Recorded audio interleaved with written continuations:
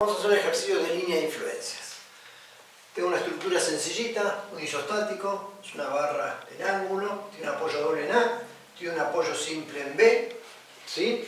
Marco la línea de referencia y está cargada con las siguientes cargas. Tiene una carga inclinada con un ángulo alfa con la vertical, tiene una carga en esta mitad, una carga distribuida triangular, tiene una carga horizontal a la mitad de esta columna y tiene una cupla sobre esta columna. ¿Sí? Una cupla C.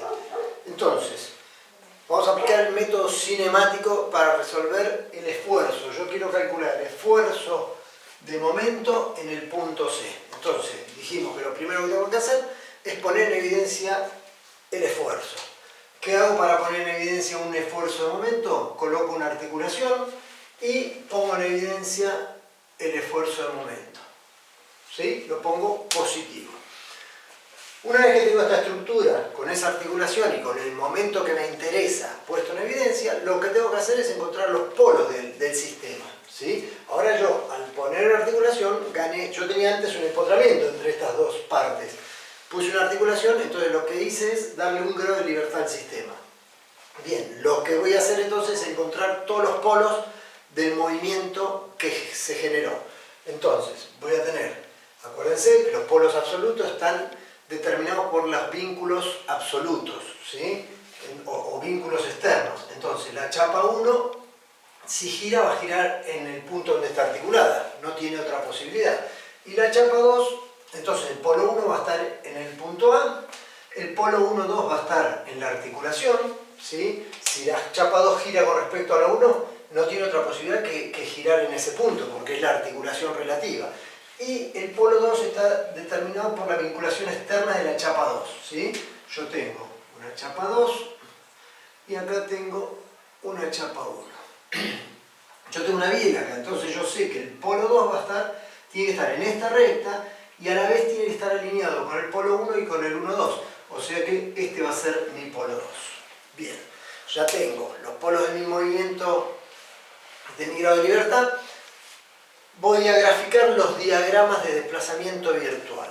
O sea, ¿qué significa esto? Voy a graficar el diagrama vertical y el diagrama horizontal. Acuérdense que el diagrama vertical me da los desplazamientos de los puntos de la estructura verticales, la componente vertical del desplazamiento. Y el horizontal me da la componente horizontal. Entonces, voy a proponer un giro, un θ1 arbitrario, cualquiera, ¿sí? Acuérdense que estos desplazamientos son infinitesimos. Nosotros les damos un valor importante para poder ver y poder apreciarlos. Entonces, doy un θ1, como tengo un solo grado de libertad, me va a girar el θ1, me va a generar un θ2 que va a estar relacionado con el θ1. En este caso, por la simetría, como este punto C está al medio de estos dos, voy a tener que el θ1, que era horario, y el θ2 va a ser igual al θ1 pero antihorario, o sea que va a ser negativo. Y el giro relativo entre la chapa 1 y la chapa 2, fíjense que estas dos chapas estaban así. Después del movimiento quedaron así. Este va a ser el giro relativo de las dos chapas. ¿Sí? Bien, ¿qué tengo que hacer ahora? Ya tengo los diagramas de desplazamiento virtual. Ahora tengo que encontrar el signo de la línea de influencia. Yo sé que la línea de influencia va a tener esta forma, ¿sí? Pero necesito, lo primero que tengo que hacer es encontrar el signo. Entonces lo que hago es aplicar una fuerza F cualquiera en cualquier punto de la estructura, en cualquier chapa. Supónganse que la aplico en esta chapa, una fuerza F, y voy a plantear trabajo virtual. Entonces, vamos a plantear trabajo virtual, lo voy a poner acá de este lado, acá de este lado. Trabajo virtual va a ser F, va a ser la fuerza F, por delta F. Fíjense que F es hacia abajo y el desplazamiento del punto de aplicación de F también es hacia abajo. O sea que el trabajo virtual de F es positivo. Por delta F, más el trabajo del esfuerzo de momento, ¿sí? Que es la otra carga que tengo, que es la que yo quiero encontrar. Entonces, ¿cómo es este giro? Fíjense que si el trabajo de este momento fuese positivo, esto tendría que haber girado así.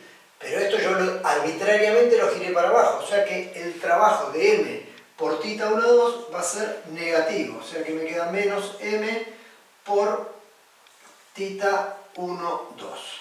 ¿Sí? Y esto tiene que ser igual a 0. Cuando yo despejo el esfuerzo que estoy buscando, me queda que es F por delta F sobre θ 1, 2 o delta del momento, el desplazamiento del esfuerzo. Fíjense que acá me quedó todo positivo. Entonces, este va a ser el signo que le voy a poner a esta línea de influencia. Entonces, si abajo de esta línea de referencia me dio positivo, todo lo que esté abajo va a ser positivo y todo lo que esté arriba va a ser negativo. Y si abajo es positivo, a la derecha también es positivo. Entonces, de esta manera, poniendo una fuerza en cualquier punto, planteando este trabajo virtual y viendo qué signo va a tener M, le voy a poder poner el signo a la línea de influencia. ¿Sí? Entonces, ya tengo los diagramas, ya tengo el signo de la línea de influencia y ahora me falta la escala de la línea de influencia. La escala es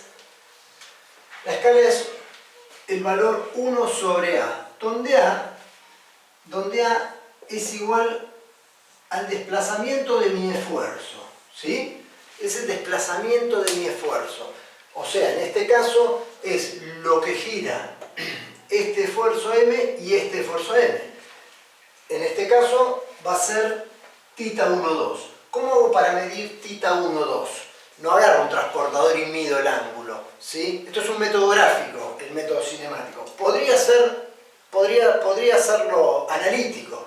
Si yo doy un θ 1 y calculo todas las deformaciones en función del θ 1 y una distancia x, también puedo determinar el θ 1, 2, ¿sí? En este caso, fíjense que está fácil. Si este es θ 1 y este es menos θ 1, el θ 1, 2 va a ser 2 θ 1, ¿sí? Esa es una manera de poder determinarlo. Y la otra es, como en este método yo voy a medir todas estas deformaciones, todos estos desplazamientos después de la fuerza de las cargas que yo tengo, la otra vez lo que puedo hacer es medirlo acá en el dibujo.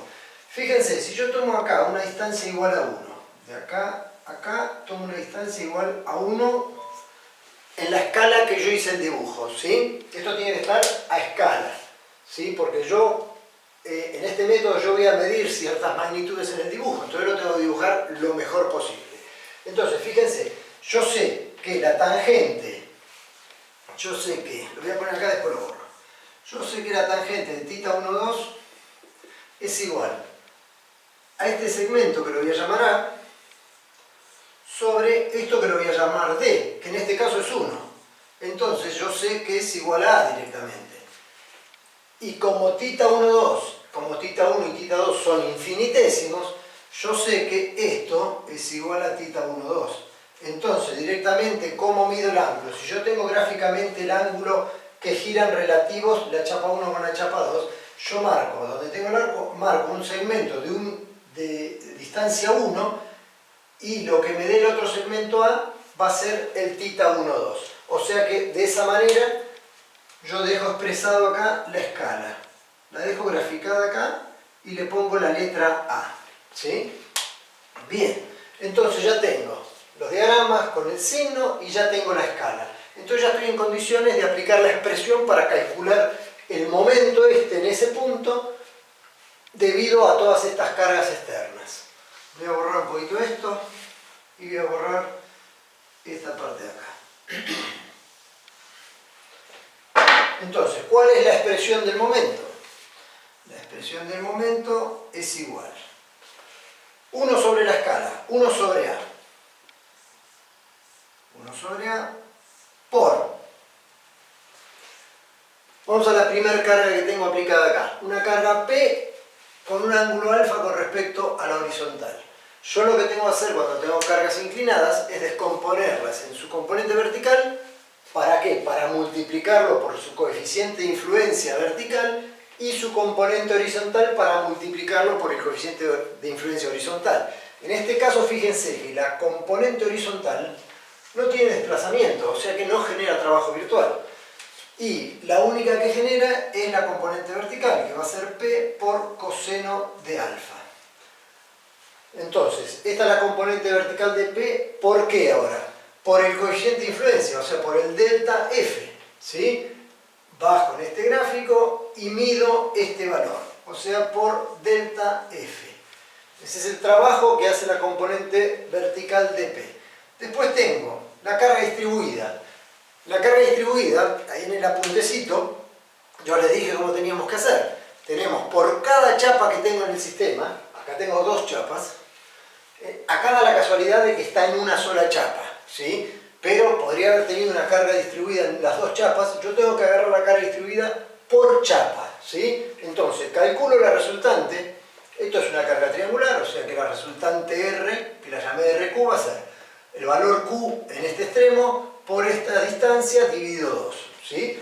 Entonces, ese valor de R, RQ, lo voy a multiplicar por el coeficiente de influencia de la resultante. Esto va a estar a 1/3 desde este extremo de esta longitud, ¿no? O sea, va a estar a 1 metro. Entonces vengo acá, marco 1 metro y puedo determinar el coeficiente de influencia. Ahora empezamos el perro ese. Delta Q, ¿sí? ¿Qué más tengo? Tengo la carga distribuida, tengo una carga horizontal, más. Bueno, yo estoy poniendo más acá, pero acuérdense que la convención de signos para cargas externas es esta, positivo, y el momento antihorario. Esta es la convención de signos positivos de la carga externa, ¿sí? Entonces, la componente P vertical hacia abajo es positiva, H es hacia la derecha, es positiva. Y el delta F va a tener el signo que corresponde acá, que ya calculé. Por eso acá me queda todo positivo. Y entonces estábamos en la carga H. Vengo, pongo H, el valor de H, por el coeficiente de influencia de H, que va a ser el desplazamiento de ese punto que lo mido en esta línea de influencia. Y lo llamé delta H. Bien, ahí tengo el valor que va a tener el momento en este punto debido a la carga P, debido a la carga distribuida Q y debido a la carga horizontal H. Me falta la cupla, ¿sí? Para determinar el momento que me genera esta cupla concentrada, tengo dos maneras. O bien la reemplazo, la puedo reemplazar por un par de fuerzas. Yo digo, esto es una cupla antihoraria.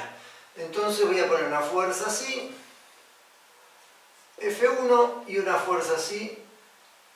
La voy a poner bien en el extremo, la voy a separar. La voy a poner acá. Una fuerza así, menos F1. ¿Sí? Fíjense que este par de fuerzas tiene que ser igual a la cupla. Se tiene que dar esto, ¿sí? Que F por 1, por 1 metro, tiene que ser igual a C. ¿Estamos? Esta es la equivalencia. O sea, para que este par de fuerzas sea equivalente a C, el módulo de fuerza por la distancia entre las dos fuerzas tiene que ser igual al módulo de la cupla concentrada. Bien. Entonces, si lo reemplazo por un par de fuerzas, entonces lo meto en este paréntesis y pongo, voy a borrar acá, lo voy a poner en rojo para que vean que es la cupla. Pongo, esta fuerza es negativa, entonces, una fuerza negativa por una línea de influencia positiva me da negativo. Entonces me queda menos F1 por delta F1. Por delta F1. La otra fuerza F1 es positiva, con una línea de influencia positivo me da positivo.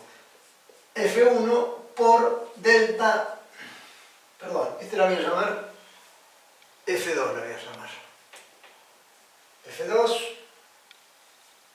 F2 por delta F2.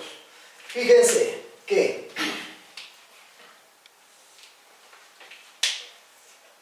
este delta F1 lo saco de ahí y el delta F2 lo voy a sacar de acá.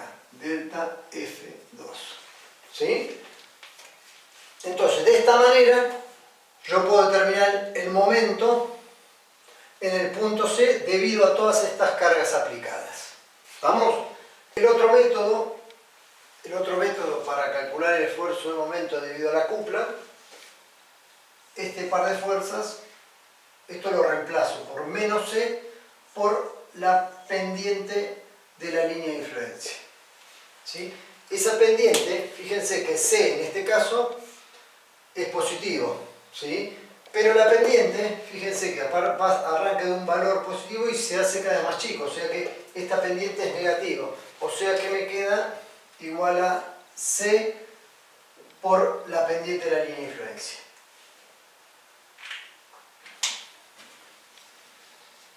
Y esta pendiente la mido, la saco obviamente de la chapa donde está aplicada la cupla.